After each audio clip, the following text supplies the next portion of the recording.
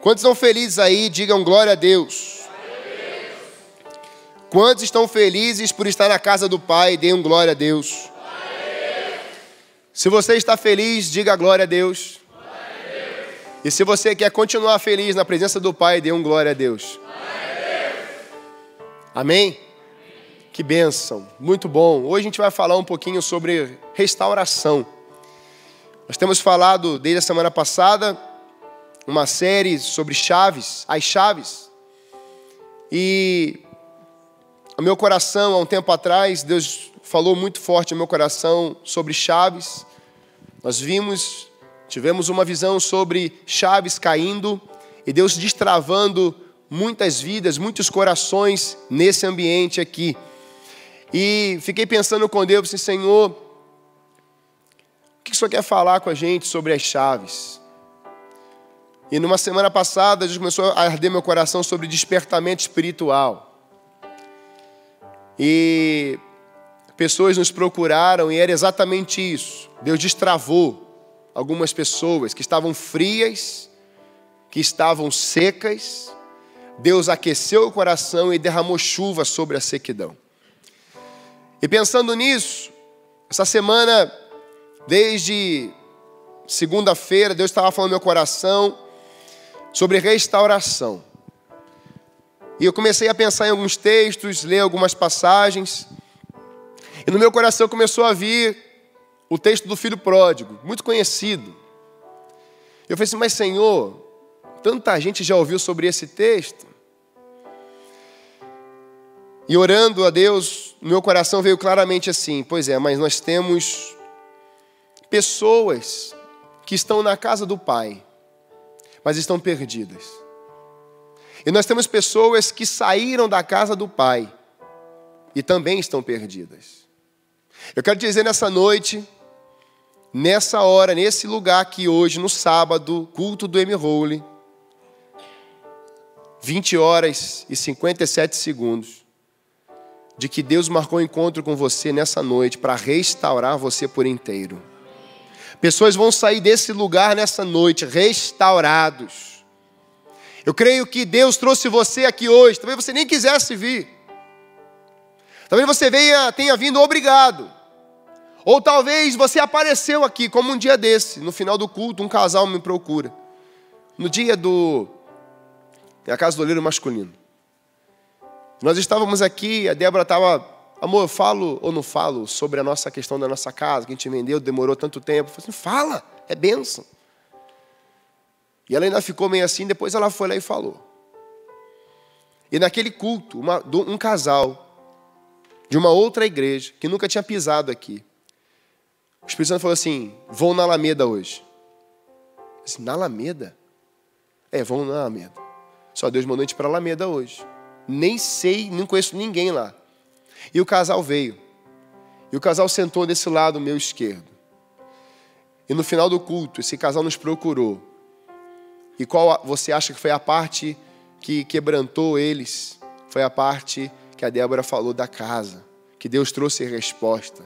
Eles estavam, e acredito que não estão mais, mas estavam há muitos anos numa situação no terreno deles.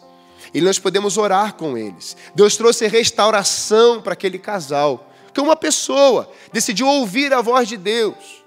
Nessa noite eu quero pensar com você que a vida de um homem, a vida de uma mulher, a vida de um adolescente, de um jovem, a vida de uma família, ela precisa ser compreendida a partir de um encontro com o Pai.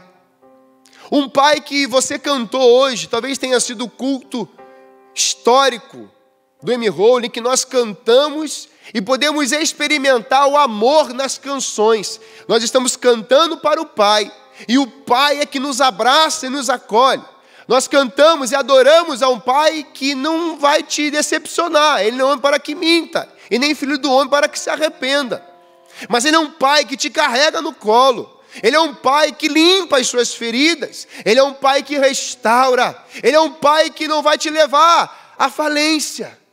Mas quando você entra dentro do Pai, e o Pai entra dentro de você, a vida eterna passou a entrar e fazer um marco na sua história. Nessa noite, Eu quero te apresentar 2 retratos, 2 quadros. E diante desses quadros, talvez você vá se identificar. Mas mais do que você se identificar, é você compreender e entender o que esse quadro está dizendo e o entender no quadro que você está vivendo hoje. Porque talvez você fale assim: eu entendi a palavra, eu consegui capturar o que ele quis dizer, mas isso não basta. É preciso que você entenda, e quando você entende, você muda. Quando você entende, você multiplica. Quando você entende, você compartilha algo que mexeu com você e te transformou. A palavra diz que quando ela é penetrada no teu coração, ela faz divisão entre alma e espírito. E nessa noite, eu quero pedir ao Espírito Santo, e tenho pedido isso nessa semana, de que essa palavra poderosa, viva e eficaz, que transforma, que acende, que renova, venha penetrar na tua alma, no teu espírito, venha fazer divisão dentro de você. E o que não está funcionando, o que não presta, saia da sua vida. Aquilo que está atrapalhando a sua caminhada cristã, aquilo que te paralisou, aquilo que fez você paralisar anos atrás. Talvez uma frustração dentro da casa do pai, e você saiu. Nessa noite eu quero pensar com você que o mesmo pai que entrou dentro de você, que enviou seu filho a esse mundo para te salvar, é o mesmo pai que te espera de braços abertos. Abra comigo a sua Bíblia em Lucas, capítulo 15, verso 31.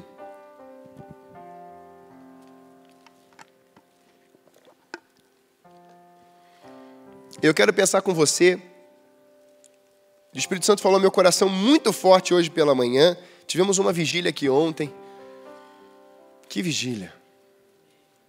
Uma palavra da pastora Juliana, da Juventude da Shalom, sobre sabedoria e insensatez. Que palavra! Me impactou. Querido, eu fiquei abismado com a quantidade de gente num frio daquele que devia estar menos 20 graus, na minha concepção. Eu estava com 3 casacos, eu estava com frio ainda. Eu estava com aquela calça por baixo dessa. Eu estava com 2 meias. Quase que eu coloquei 3 sapatos. E eu falei: Senhor, como é que pode fazer tanto frio numa terra? E Ele falou ao meu coração: é para mostrar para você que esse povo, ele está orando mesmo no inverno que chegou. Sabe, queridos, Deus restaura corações na vida de pessoas que mesmo no inverno da vida, em que ninguém vê beleza, só vê a geleira, Deus quer restaurar corações lá no meio da geleira hoje.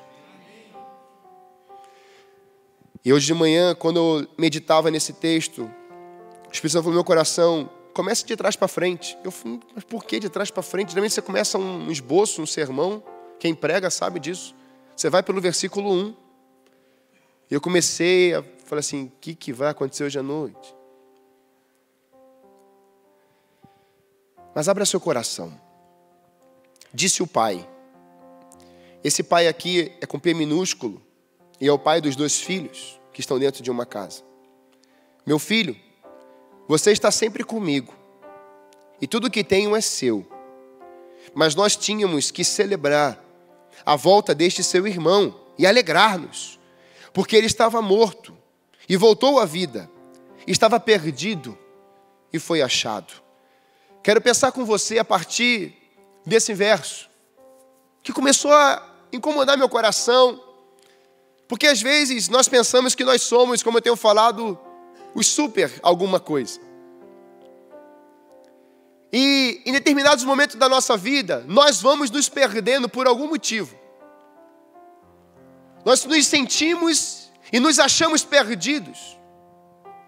E estar perdido pode ser um leque de coisas na sua vida. Na vida desses 2 meninos que nós vamos falar aqui, você vai ver que tem diferenças dentro deles. Mas na casa do Pai, você é chamado de filho e não de troço. Na casa do Pai, você é chamado convidado a estar nos braços dele. Na casa do Pai, você recebe herança. Você é herdeiro, co-herdeiro em Cristo e herdeiro em Deus. Na casa do Pai, você passa por um desenvolvimento. E algo que Deus quer construir, Ele constrói dentro de você. Na casa do Pai, a comunhão com Ele. Na casa do Pai, é um lugar de festa. É um lugar de alegria. É um lugar de celebração. Na casa do Pai, há prazer. E esse prazer é infinitamente mais. É algo extraordinário e nunca vai cessar. Na casa do Pai, há celebração, há júbilo de alegria. Na casa do Pai é um banquete. Hoje, pela primeira vez, você vai poder ver e participar da ceia no Holy. Porque nessa noite, pessoas que estão distantes da casa do Pai, há um banquete para a sua vida. O Pai nunca parou de fazer banquete, preparar banquete para você. Nunca. Na casa do Pai, o perdido é achado.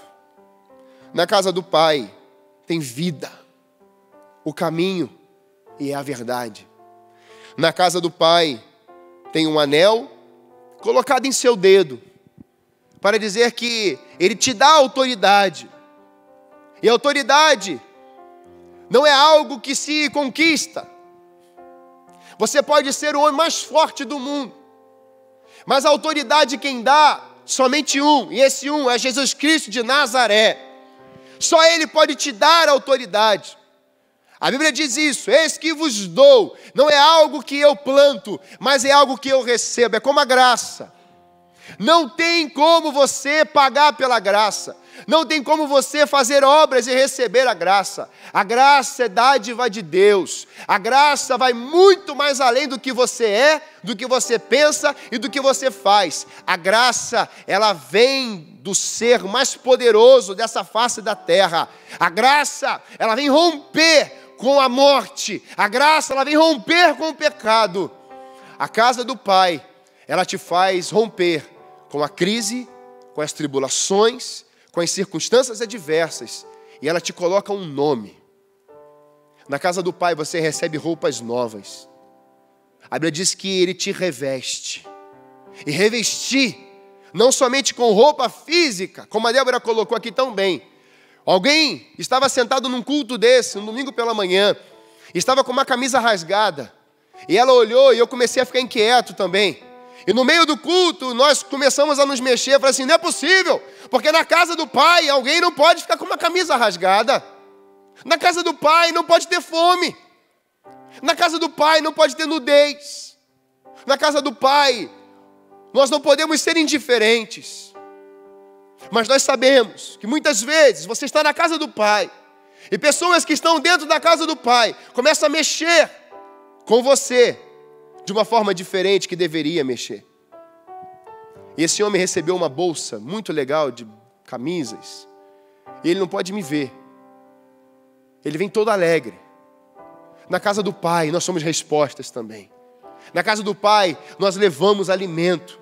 Mas na casa do Pai, o dono da casa é o alimento principal. Ele é uma fonte inesgotável de vida e vida em abundância. Em Jesus, na casa do Pai, há prosperidade em todas as áreas. Você pode estar falido fisicamente, você pode estar falido emocionalmente, você pode estar falido no seu casamento, você pode estar falido como adolescente, como jovem, como ministério. Talvez algo venha a falir na sua vida. Na casa do Pai, há fartura, há abundância, há algo extraordinário de Deus que te enche novamente. Essa é a casa do Pai. Um lugar de restauração. Eu lembro da casa do Pai, em Jeremias capítulo 18, quando há uma descida até a casa do oleiro. A casa do Pai é a casa do oleiro, em que Ele começa a transformar seu coração, a mexer em você.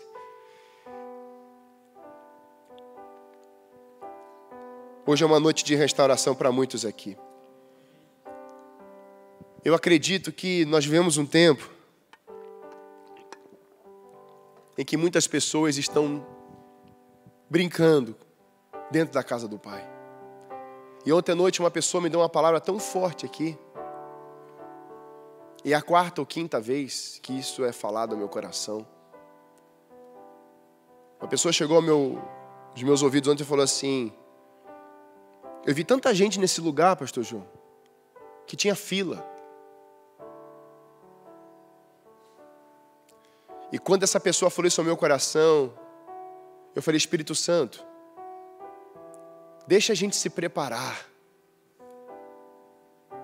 Porque as pessoas vão começar a chegar, como está chegando. Em setembro nós vamos batizar uma pessoa lá de Santa Felicidade, que estava passando na calçada. Mas ela passou naquela calçada e o Pai chamou ela. O Pai te atrai nessa noite. O Pai, Ele tem um compromisso com a verdade. Talvez o teu pai da terra mentiu, te enganou, te frustrou, tirou sua paz. Mas o Pai do céu, o Pai verdadeiro, o Pai celestial, Ele está aqui hoje dizendo: eu vos dou a minha paz eu vos dou. Aleluia! Eu restauro você e eu reconstruo você, assim como eu sou, eu farei você ser. Isso, o Espírito faz isso em nós. Há uma frase no termo hebraico da palavra restauração, chamado reunir-se para um propósito. E quando eu pesquisava essa palavra, eu achei muito interessante, porque veio encaixar perfeitamente no texto do filho pródigo. Em Gênesis 2:15, o Senhor Deus colocou o homem no jardim do Éden para cuidar dele e cultivá-lo. Desde a criação até a volta de Jesus, Deus fez tudo com propósito e para um propósito. Ele constrói um jardim, coloca o homem e a mulher lá. E a Bíblia diz em Apocalipse que ele vai voltar. Ninguém sabe o dia nem a hora. Mas desde o começo até o final da palavra de Deus, das Escrituras, tudo terá um propósito e um fim. A Bíblia diz isso em Jeremias 29. Um fim próspero para a sua vida. Deus, Ele não é homem para que minta. Mas Ele é um Deus que começa algo novo na sua história e mais, Ele planejou isso antes de você nascer. Jeremias 1, capítulo 5, ele fala isso para Jeremias: no ventre da tua mãe, eu já tinha te escolhido, Jeremias. Deus escolheu você antes de você pensar que era alguém, antes de você respirar. Deus já tinha escolhido você, Deus já tinha te abençoado com todas as bênçãos espirituais em Cristo Jesus. Então não é pelo que você faz, é por quem Ele é. O Pai não precisa ser adorado. Ele é Deus. E Ele nos dá a oportunidade de adorarmos a Ele. Ele não vai mudar se você adorar Ele hoje ou amanhã. Ele continua o mesmo, Ele é ontem, hoje e eternamente. Mas Ele nos presenteou a um tempo que nós podemos adorá-lo, invocá-lo, clamar pela sua presença manifesta. Deus tem propósitos. Deus não tem um plano com saco furado. Provérbios diz isso. Os planos de Deus são perfeitos, mas os planos dos homens são como um saco furado. Em João capítulo 17, vemos uma oração de Jesus. Jesus agiu com o Pai de uma forma incrível. Eu revelei teu nome àqueles que do mundo me deste. Eles eram teus, tu os deste a mim. E eles têm obedecido à tua palavra. Agora eles sabem que tudo que me deste vem de ti, pois eu lhes transmiti as palavras que me deste, e eles as aceitaram. Eles reconheceram de fato. Diante desse contexto, Jesus está diante de diversos quadros. Há uma verdade na transmissão, na declaração de Jesus do amor do Pai, porque Jesus não podia falhar. Então Jesus está explicando, ensinando Um amor que não podia ser colocado como de qualquer forma. Não, Deus fala que Ele é o amor. João fala isso. E a Bíblia diz que o amor dele nos constrange. Então, veja como que na pessoa de Jesus, Ele desce a esse mundo e Ele começa a constranger as pessoas com o amor que é do Pai. E esse amor, quem vê a mim, vê ao Pai. E esse amor está nele. E esse amor é transmitido não somente com palavras, mas também com ações, com gestos. Aonde Jesus chegava, tinha amor. Aonde pessoas eram trazidas até Ele. Eu lembro daquela parábola do paralítico que os amigos, em Marcos 2, vão chegando e eles não conseguem entrar na casa, e Jesus está no meio daquela casa e eles vão entrar pelo telhado. E eles abrem o telhado e descem. Eu fico pensando na reunião daquele momento. Tudo para. Já imaginou a cena? A gente está aqui cultuando, de repente desce um paralítico do telhado. Eu falei, Senhor, isso podia acontecer hoje em dia também. Ia ser difícil aqui, porque aquele tempo a telha era diferente dessa. A gente começou a ouvir um barulho. Pá, pá, pá. E pensa na multidão aqui, né?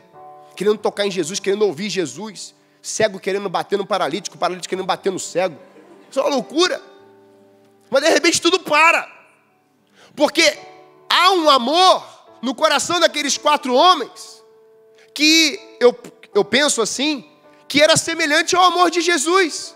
Porque, meu irmão, com toda sinceridade, 4 homens e um segredo, que era aquele paralítico, desce do telhado, abre o telhado. Aliás, pega a corda, puxa a corda, levanta e desce. Ele não podia cair, porque senão ele morria. Já estava ruim das pernas.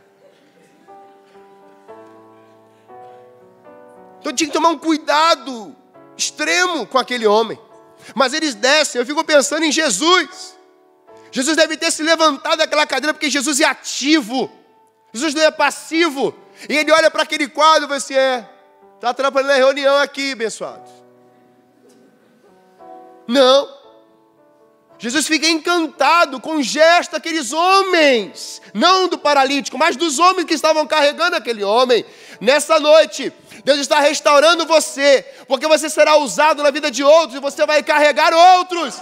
Tem pessoas que estão precisando, esperando por você lá. Amém. Na casa do Pai, a restauração, sim. E talvez você queira ser carregado por muitos, mas chegou um tempo que a passividade vai embora dessa geração, e você vai ser ativo, e você vai se juntar com outros, e vai assim, ei, hoje eu vou dar o meu casaco, e você? Eu vou dar meu tênis. Não, tira a calça, porque esse chulé tá bravo. Não, mas tira a meia. Tira o casaco, tira a blusa, tira o boné. Vamos fazer alguma coisa. Em outubro nós vamos fazer um impacto dentro de Santa Felicidade. Impacto missionário. E Santa Felicidade vai conhecer o reino de Deus. Você vai estar junto com a gente nesse movimento. Amém, Michel? Aleluia. Mas aí eu chego na história. E você sabe que dentro dessa casa nós temos um filho mais novo e um filho mais velho. E o pai no meio. O filho mais novo é interessante que esse mais novo pode ser traduzido como inexperiência. E no momento da inexperiência, nós saímos da casa do pai por qualquer motivo. Na Bíblia não diz qual é o motivo que ele sai da casa do pai. Mas uma coisa nós podemos perceber. Ele pede logo a herança. E herança já podia ser liberado naquele tempo. O filho mais velho, ele tinha direito ao dobro do filho mais novo. Mas o filho mais novo, ele chega para o pai e fala assim, pai, me dá a parte da herança. E que herança é essa? Essa não é uma herança espiritual. Essa é uma herança física, material.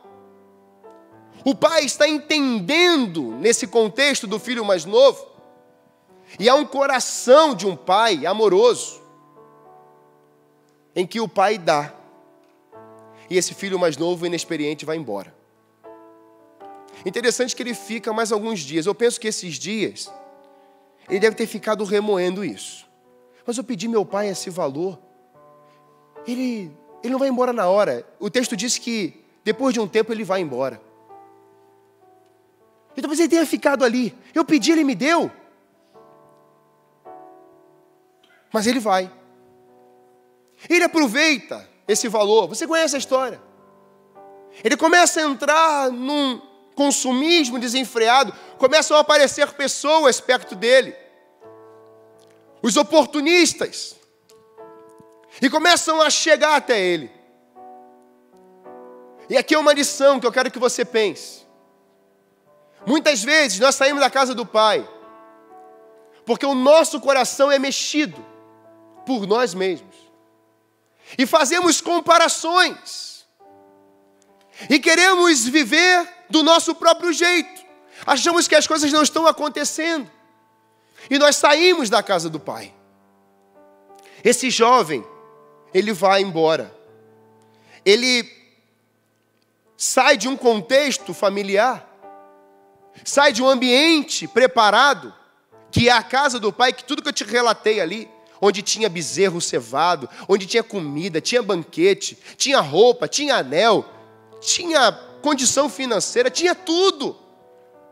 O texto diz, mais para frente, que quando ele cai em si, ele fala assim, eu vou lá para ser um funcionário, um dos jornaleiros dele, uma das pessoas, um dos servos dele. Uma das pessoas que trabalha para o meu pai. Olha que interessante isso. Mas ele sai. E quando ele sai, eu comecei a ficar pensando nessa saída, sabe? O trajeto que ele foi. Os momentos que ele foi vivendo. Porque até então, enquanto tinha dinheiro, enquanto tinha os amigos, estava ali. Mas aí eu fui para o texto de novo. E no texto, se você for lá para o versículo 1, você vai ver alguma coisa interessante que sobressai. Diz assim, 11. O verso 1, desculpa.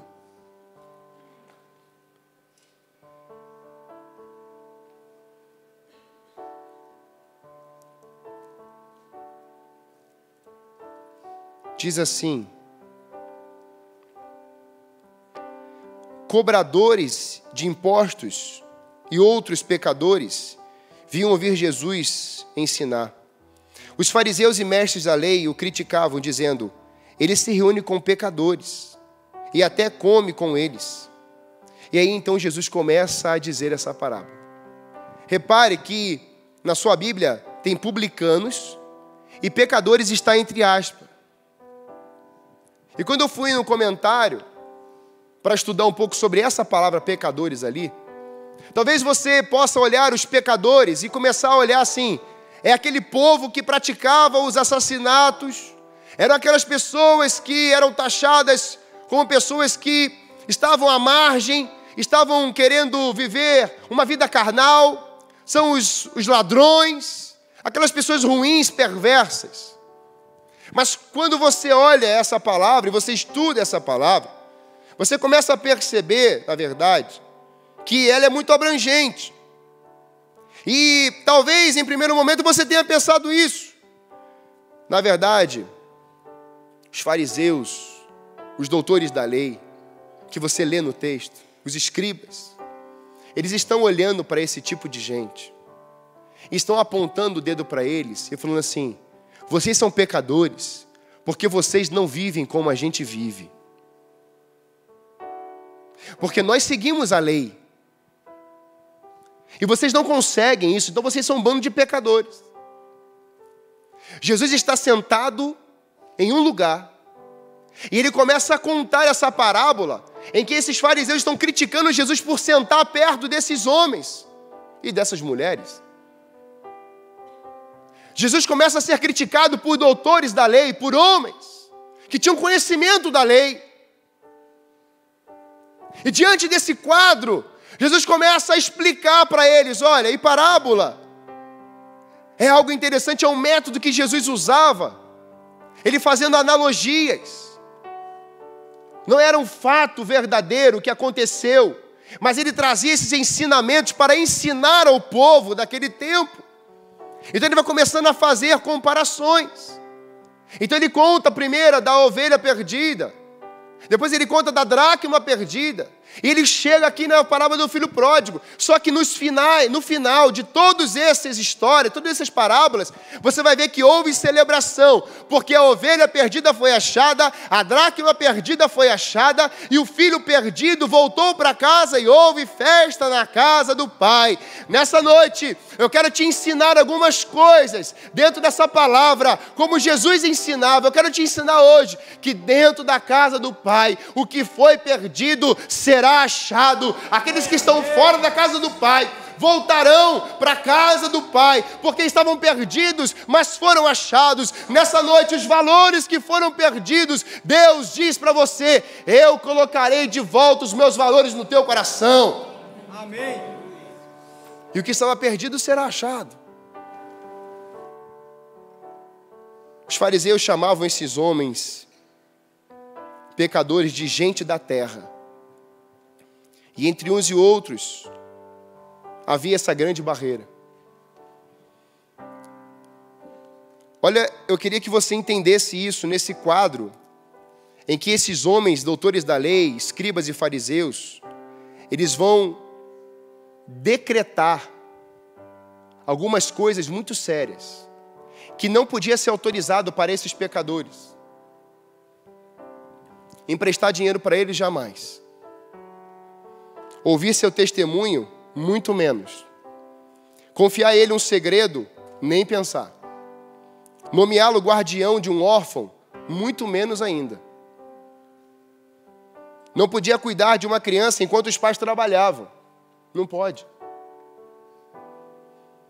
Não se pode acompanhá-lo em uma viagem. Você já imaginou isso? Você ser taxado de uma coisa, entre aspas, e isso já ser determinante para a tua vida, vem esse pacote todo para a tua vida. O fariseu estava proibido de se hospedar dentro dessa casa dessas pessoas. Não podia ir lá dentro. Era proibido, até na medida do possível, ter negócios com ele, ou comprar dele, ou vender a ele. Não tinha relacionamento. Era o propósito deliberado aos fariseus evitar todo contato com as pessoas da terra. Pessoas que não observavam os mínimos detalhes da lei. Mas aquelas que observavam os mínimos detalhes da lei, elas julgavam essas pessoas, elas mandavam essas pessoas embora, elas não aceitavam se relacionar com elas e exigiam que fossem como elas, só que elas não viviam como tais.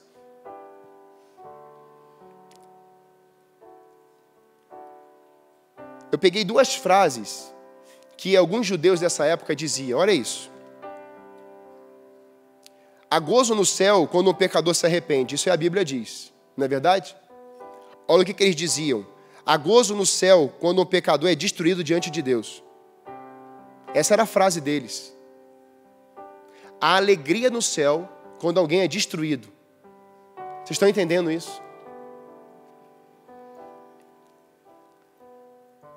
A pior atitude de alguém é resistir ao quebrantamento diante da palavra de Deus. Com o coração quebrantado e contrito, ele não desprezará. Esses homens não tinham quebrantamento. Não experimentavam isso. Eles queriam quebrar os outros, mas quebrantamento neles não. Eles queriam machucar os outros. E esse é um contexto que Jesus chega ali. Olha o nível, olha o contexto que Jesus chega. Meus queridos, essa parábola do filho pródigo, essas 3 parábolas que Jesus conta, para mim, são as parábolas mais importantes do Novo Testamento. Porque hoje nós fizemos 2 tipos de quadro. Nós fizemos o quadro da igreja como o filho mais novo que sai. E vivemos também o quadro do filho mais velho que fica. E eu quero te dizer que muitas vezes, aqueles que ficam, são pessoas que não abrem mão do coração ferido, amargurado, que não abrem mão de confessar um pecado, que não abrem mão de serem tratados. Mas hoje o Pai está aqui, Ele quer tratar você. É com você que Ele está falando. Não comece a pensar na sua mãe, no seu pai, no seu primo, porque nessa hora você começa a pensar de algumas pessoas. Essa pessoa podia estar aqui hoje. Essa palavra é para mim, essa palavra é para todos nós. Ele quer restaurar a nossa vida, Ele quer marcar novos encontros face a face com Ele.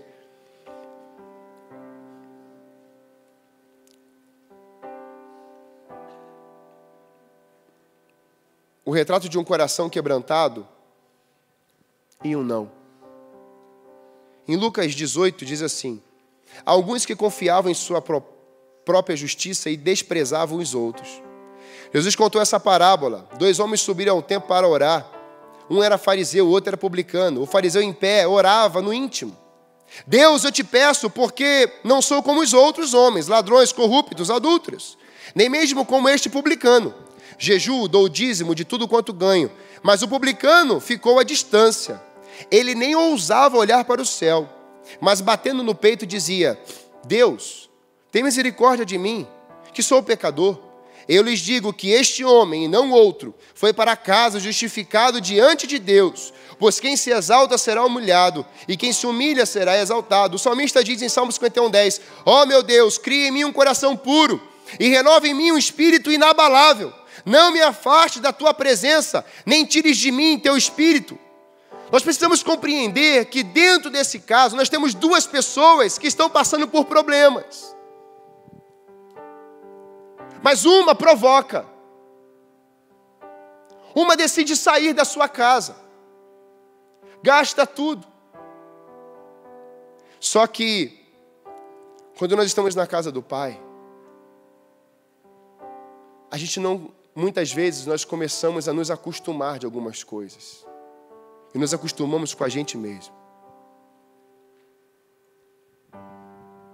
E começamos a não experimentar coisas novas, mesmo estando na casa do Pai.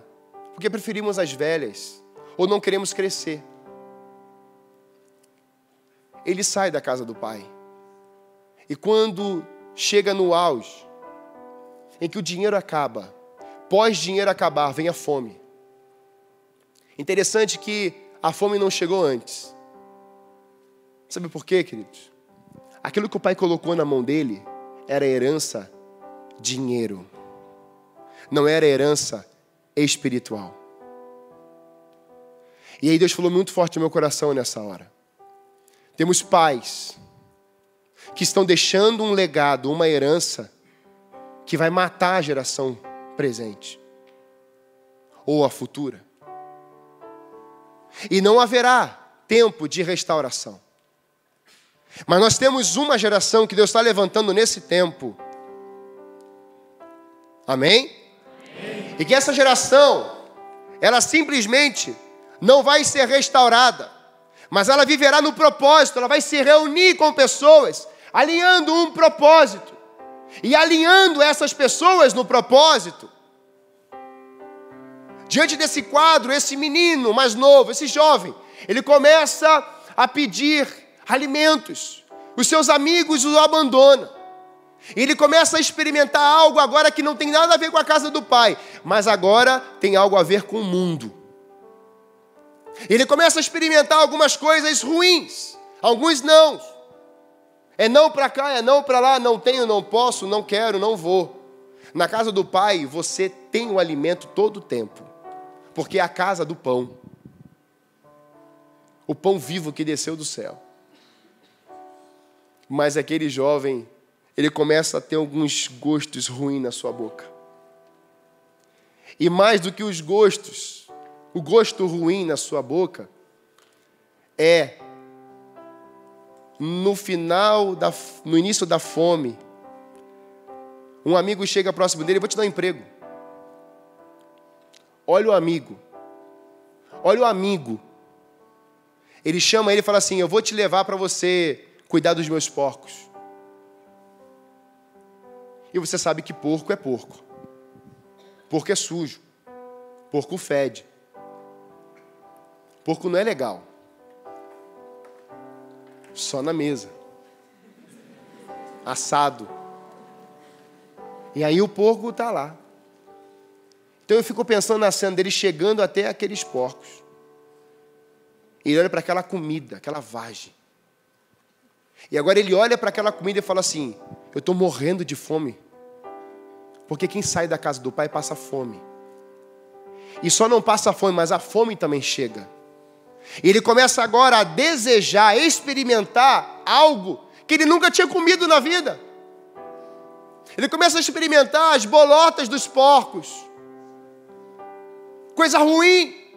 E quando ele come aquilo, ele começa a sentir um gosto ruim nos seus lábios. Dentro dele é algo horrível. Aquilo que ele está experimentando é algo que nunca combinou e jamais combinará com o pão vivo que desceu do céu. Então agora ele está experimentando algo destruidor dentro de si.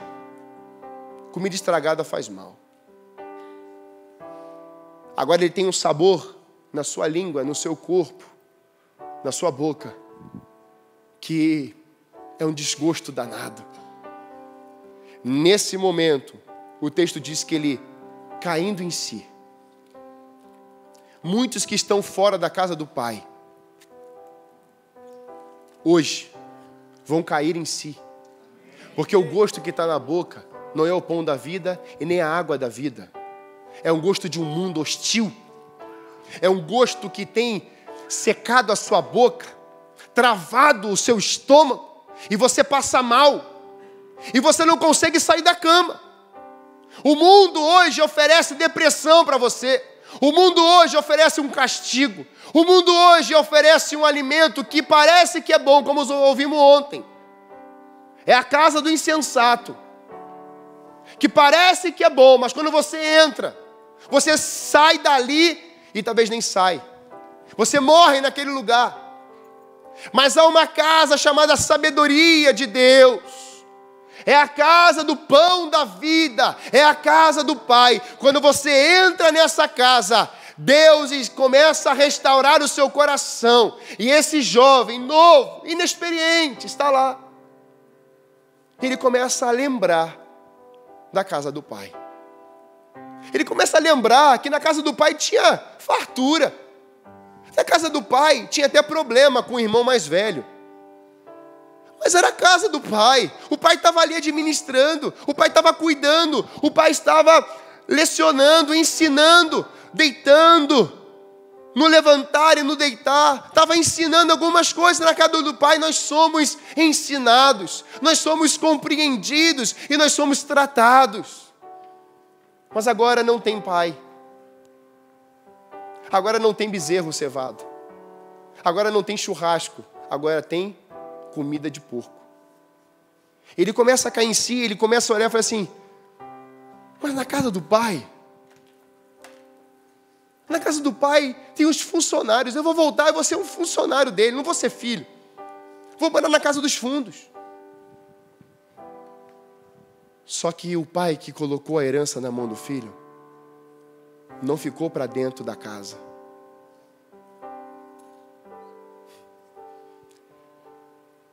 O pai que colocou a herança na tua mão, e você foi embora, te deu a vida eterna, nunca saiu daquela posição.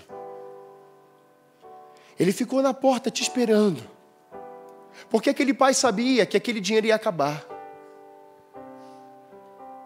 O pai sabia que aquela grana ia acabar. E o pai sabia que ele ia voltar. O pai está aqui nessa noite, dizendo para você, eu sei que você vai voltar. Eu sei que você vai ser restaurado hoje, eu vou te restaurar. E esse menino volta. E quando chega no corredor, eu penso que na estrada ele vê a cena toda. E o pai não está cabisbaixo. O pai devia estar dizendo, ele está chegando.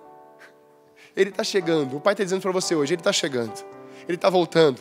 Ele está voltando. Ele está voltando.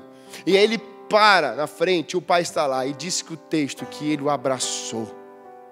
E antes de fazer ou falar qualquer coisa, ele o beijou. Na casa do pai tem beijo. Na casa do pai tem carinho. Na casa do pai você fala e ele ouve. Na casa do pai você pode até brigar com ele.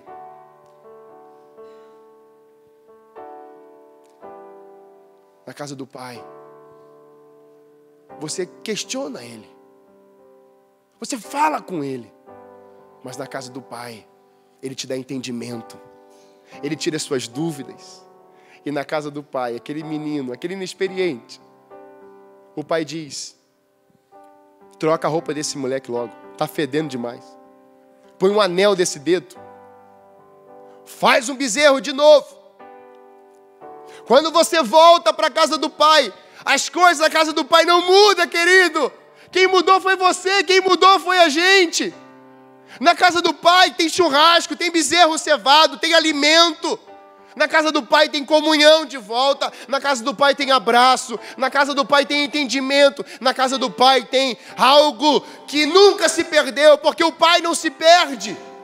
Dentro da casa do Pai tem um banquete para você preparado. E ele volta. Mas dentro da casa do Pai tinha um ferido. Tinha um triste. Tinha um que fazia as coisas para o seu mérito. E esse é o filho mais velho. Talvez você esteja hoje na casa do Pai e tenha um rombo no teu coração tão grande, que talvez alguém possa ter causado esse rombo.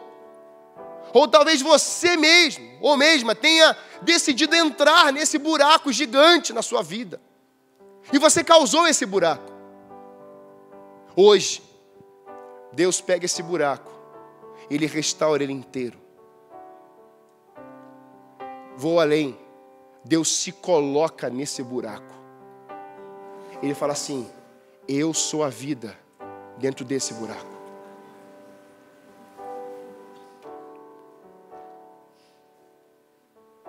Esse homem está dentro de casa. Esse camarada está lá fazendo coisas e ele ouve a festa, a celebração. E quando ele chega, ele se depara com alegria, que a casa do Pai tem alegria. Talvez você já tenha visto pessoas alegres, festejando, regozijantes, animadas, para cima. E aí você fica olhando para elas: por que esse ser humano está rindo? Ri de tudo. Está sempre sorrindo, está feliz, e tal, e tal, e tal, e tal, e tal. E vai falando.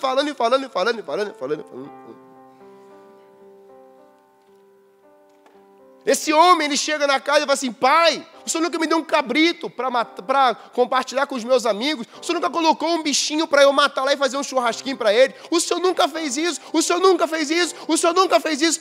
Eu posso ouvir o coração de alguns aqui dizendo isso já algumas vezes. Eu nunca recebi isso do meu pai. Eu nunca fui abraçado por Deus. Deus não me ouve. Deus me esqueceu de mim. A minha família toda faliu e Deus não está nem aí para a minha vida. Na casa do Pai tem júbilo e celebração, mas temos pessoas perdidas dentro da casa do Pai. Queridos, muitas vezes eu olhava para Deus e olho às vezes de vez em quando no meu carro, ou no meu secreto, ou andando pela rua, e falo assim: Senhor, por que o Senhor demora tanto? Tem coisas que podia ser mais rápido. E uma vez eu estava no carro, eu fui para o Parque Barigui, e pus o meu carro ali, debaixo de uma árvore, e eu comecei a falar com Deus. Comecei a gritar dentro daquele carro. Pensa um louco. Passasse um policial ia pensar que estava tomado. Eu comecei a gritar, a falar com Deus, eu e Deus. E quando eu acabei de gritar, Ele deu um sopro dentro do meu coração. E falou assim: eu estou aqui. Eu desmontei. Porque Deus ouve. Ele ouve a oração do seu filho aflito, que está passando por tribulação, por sofrimento. Ele ouve. Ele ouviu a voz dos profetas. Ele ouve. E Ele só disse uma frase para mim: foi eu que te escolhi. Foi eu que te chamei. Calma. Eu estou com você. Eu continuo com você. Esses problemas que estão vindo na sua vida, essas situações adversas, é para você crescer, meu filho. Calma. E eu saí daquele carro, meu irmão, pensa, dando Mortal Kombat para tudo que é lado. Eu saí daquele carro com carro e vocês vão andar até mais devagar. Eu queria andar a 180. Eu queria avançar até o sinaleiro. Brincadeira. Eu queria ir embora, eu queria voar, porque eu ouvi a voz do meu Pai. Hoje talvez você esteja aqui e você não tenha mais ouvido a voz do Pai, porque houve um bloqueio, a ferida está aí dentro, os traumas estão aí dentro, a dor que alguém te feriu, o pecado. Mas Ele já levou sobre si as nossas enfermidades, os nossos pecados. O Pai já resolveu o problema antes de você fazer. Esse é o Pai que a gente serve. Não é que você vai pecar, Ele já resolveu o pecado. Por isso que você consegue vencer o pecado. Na casa do Pai, a gente consegue. Na casa do Pai, a gente consegue vencer as tentações. A gente consegue vencer as provações. A gente consegue enfrentar as provações e tribulações. Na casa do Pai, Ele nos ensina a vencer as dores, as rejeições. Mas fora da casa do Pai, isso vai se amontoar na sua vida. Eu penso que na casa do Pai, esse jovem ouve a maior declaração de amor de um pai. Filho, tudo que eu tenho é teu. Tudo que eu tenho é seu. Mas ele estava perdido e foi achado. Ele estava morto, mas agora está vivo. Você tem direito, filho, ao dobro. Porque você é o mais velho. Você é o primogênito, podemos dizer assim. Você vai ficar com tudo. Mas o que eu dei na mão dele foi só um pouco de bens. O que Deus está dizendo para a tua vida hoje é: eu não tenho só bens para a sua vida. Isso acaba. Mas a minha palavra jamais passará. O meu alimento jamais passará.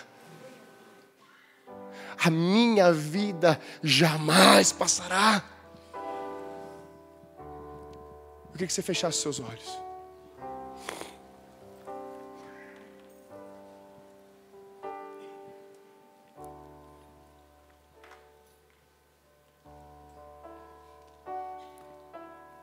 C.S. Lewis fala que no céu, a alegria é um lugar sério, é um assunto sério. A alegria é um assunto sério no céu. E o céu está onde hoje? Dentro de você. Nós temos pessoas aqui que saíram da casa do Pai, foram embora. Mas hoje é uma noite de restauração para a tua vida. Nós temos pessoas aqui que estão dentro da casa do Pai, estão pecando, estão transando, estão fornicando, estão cuspindo na cara do Pai, estão sendo desleais. Não estão honrando mais os pais da terra, estão menosprezando os pais da terra. Nós temos pessoas aqui que estão sendo taxadas de pecadores por homens da igreja que se acham os bonzões. Não, querido, o teu modelo não é homem humano, o teu modelo é o Pai. É o Pai. Esse Pai perfeito, incomparável hoje quer restaurar teu coração.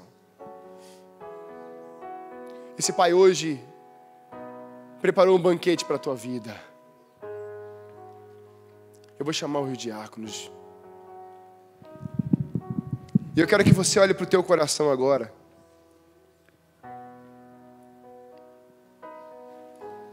E faça uma análise, como o salmista diz: sonda, Senhor, e me conhece. Veja o meu coração, vê se há algo em mim que não está indo bem. E se você está fora da casa do Pai, eu queria que você viesse aqui à frente, como um retorno. Eu estou voltando para a casa do meu Pai. Eu quero ser restaurado. Eu quero, eu preciso. Eu saí da casa do meu pai, me desviei, saí e fui aproveitar o que tem no mundo. Mas eu estou infeliz. Meu coração está pior. Eu comecei a experimentar algumas coisas e deu saudade na casa do meu pai. Na casa do meu pai eu era alimentado. Na casa do meu pai eu recebia socorro e refúgio em tempo de angústia ou quando estava tudo bem. Deus está levantando hoje você para voltar para a casa dele, para voltar para a casa do Pai. Hoje você caiu em si. Hoje você pôde experimentar de novo o som do céu dentro dos seus ouvidos, do seu coração.